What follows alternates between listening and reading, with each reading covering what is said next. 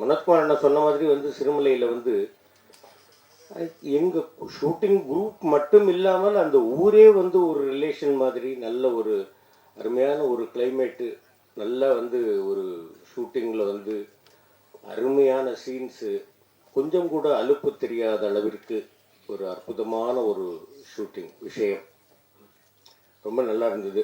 இது எல்லாத்தையும் விட பெரிய சந்தோஷம் என்னன்னு கேட்டிங்கன்னாக்க, இந்த படத்தில் நான் ஃபாதராக நடிச்சுட்டு வந்தேன்.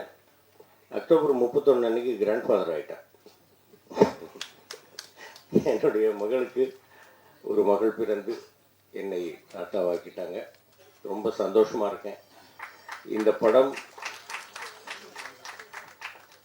தாத்தாவாயிட்டேங்கிறதுக்கு இவ்வளோ கேட்டதில்ல.